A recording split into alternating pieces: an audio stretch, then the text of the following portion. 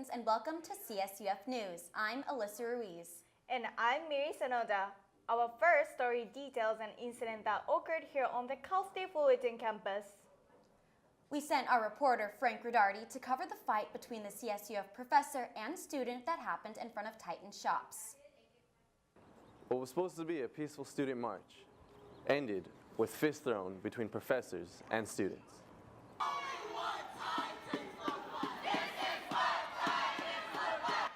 The Club QSC gathered in front of the Humanities Building to protest Trump's travel ban policy. They continued the protests by marching through campus, but they were not alone. There was opposing force presented by the Cal State Fullerton Republicans Club that slowly trailed behind them. Everything was peaceful until they got in front of the bookstore. Scott Willey is a police captain here at Cal State Fullerton, and here's his take on the incident. At some point during the march, a Cal State Fullerton professor decided that he got angry and apparently lunged at about 3 of the Cal State Fullerton students that were part of the college Republican group. And while doing so, he made contact with several of them. The professor that was involved in the altercation is known as Eric Cannon. And here's what one student, Trent Andrews, had to say about the incident. I looked back and it seemed like there was a scuffle or a physical confrontation that was going on, and obviously I don't like seeing that on campus. I like my campuses pretty peaceful and pretty pleasant. The fight is still under investigation, and the consequences of the professor are still yet to be determined. I'm Frank Redardi, reporting for CSUF News.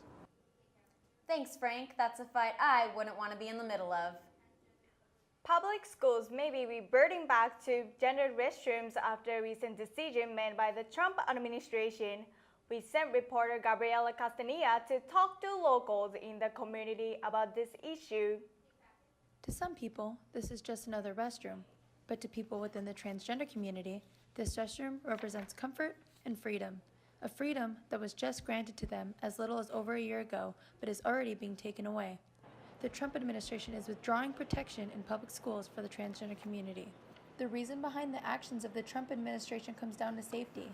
The administration has made statements saying that the majority of people don't feel comfortable sending their children or even themselves into restrooms knowing that those protections are still in place. They have also made statements supporting that their decision doesn't take away all rights and that there are still many well-known businesses that have what they consider to be family restrooms that anyone will still have the right to use. Rosalie Russo-Fiamingo, a local mother whose daughter is transgender, had a lot to say about President Trump's decision. Well, as a mom of a transgender child, it's definitely a step backwards for LGBTM rights. So my daughter should have every right to use a woman's restroom. I went around talking to a couple Cal State Fullerton students to get their opinion on the matter and whether they agree or not if this is a safety issue. I believe that the media and people are, they're believed to have a thought that there's a safety issue when realistically there isn't. Yeah, I wouldn't mind at all sharing a bathroom or a locker room with a transgender person. I find no big issue with it at all. The latest update on this case is Trump made a statement saying that he is going to make this a statewide issue, meaning that this gives each state the individual freedom to whether or not they want to implement these policies and protections in public schools. This is Gabriela Castanilla signing off from Cal State Fullerton News. Thanks, Gabriela. The Titan Student Union was recently renovated, but financial aid is still limited. Why is that? Terry Gaines speaks to CSUF representatives to find out more about this issue. Financial aid is what makes it possible for many California State University Fullerton students to obtain college degrees. Aid during summer is limited and non-existent for winter intersession.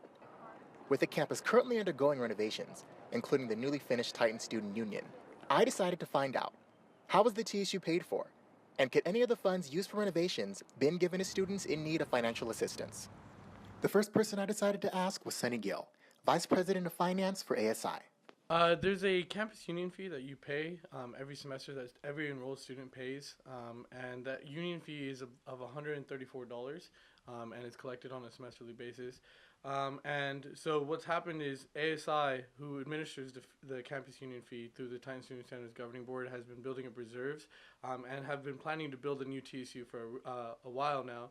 So what they did is they built up the reserves and they used the cash in that reserve account to pay off the entire building. As the vice president said, the TSU was paid for through leftover student body fees, completely separate from the financial aid department, which still leaves the question, why is financial aid limited during summer and non-existent for winter intersession? I spoke with Dominique Isabeau, Quality Service Representative for the Office of Financial Aid, to get more information. According to Isabeau, winter intersession has never been funded by the school.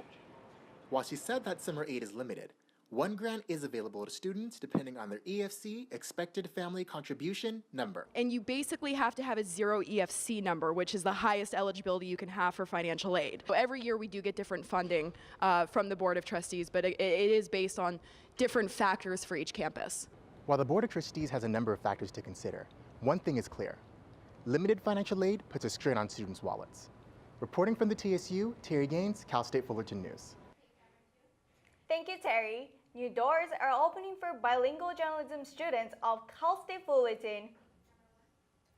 Univision is helping them receive experience outside of their classrooms. Reporter Jessica Cardenas spoke to a communications director and students to get their thoughts on this opportunity. Univision, the #1 Spanish television network, partners with the next generation of bilingual journalists at Cal State Fullerton to create an on-campus news bureau. The new alliance's uniqueness connects both industry and education in order to provide impactful opportunities for Hispanic communication students right in their Titan home. They have really helped me in ways that I know that I wouldn't be able to be helped here, not because the classes are not great, but just because it's real life out there. Broadcast journalism students gained the privilege of mentorship from experts in the field while having direct contact from the award-winning Univision Los Angeles team. It's going to help, tremendously to not us, but just the future generations to come, right? We're going to have that hands-on experience. We're going to not have to struggle as much as I'm assuming they probably struggled, because they're here. Efforts came from the support of CSUF's Latino Communications Initiative, who realized the importance of students' career development and opportunities in a Hispanic serving institution. This is just the beginning. If we can get a captive audience here and then just develop the relationship, I think who knows where it's going to go. By providing internships, expert lectures, and opportunities to visit Univision's newsroom, students are provided with a highly impactful educational experience. Francisco Ugalde, who has more than 20 years of experience as a reporter and news anchor, is students' most accessible mentor. Based in the Pollack Library's Univision News Bureau, students have the opportunity to see a real-world media professional reporting in action.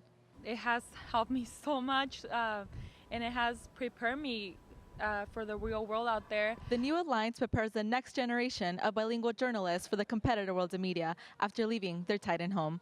I'm Jessica Cardenas reporting for CSUF News. Don't change this channel. When we come back, we'll be looking into reproductive health services offered here at Cal State Fullerton.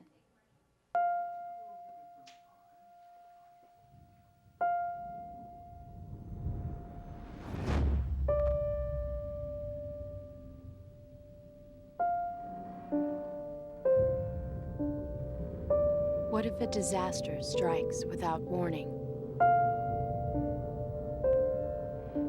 What if life as you know it has completely turned on its head?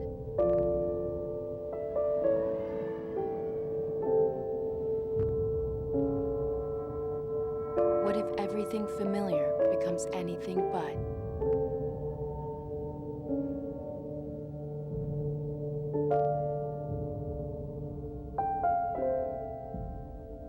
Before a disaster turns your family's world upside down, it's up to you to be ready. Welcome back to CSUF News. For our last story, we have Clarissa here in the studio to introduce it for you all this afternoon. How are you doing, Clarissa? I'm doing well. Thank you for having me. So, Clarissa, what were some of your findings regarding reproductive health services? Well, our reporter David Gutierrez went out recently to interview health educators and found out some of these important services may no longer be available to students in the future. Let's take a look. Every day, students come in and out of the Student Health and Counseling Center. Reproductive health services are one of the many offered here in this building. However, this crucial service is at risk due to a Republican-controlled government. The Republican Party is threatening to defund Planned Parenthood, the largest provider for reproductive health services in the nation, due to its practices of abortion. Workers at the Student Health and Counseling Center hope to continue these health services to students on campus. But what we can do right now is just let students know that we're here. We have the Family Pact program that students can use to help them access services at no cost. The Student Health and Counseling Center offers several health programs that are funded through tuition costs. The Student Wellness program on campus offers an array of different services directed towards students. Tyne Well is one of these services provided that focuses on both reproductive and student health. This is the Tyne Well Hut. So we're health education and promotion. So we promote promotion of, healthy behaviors throughout campus for college students. We change locations every day.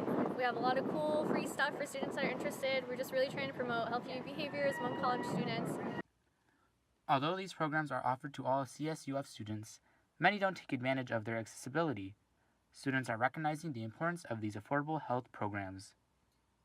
The future for reproductive health services is uncertain for the next 4 years. However, the Student Health and Counseling Center hopes to provide and educate reproductive health services for CSUF students.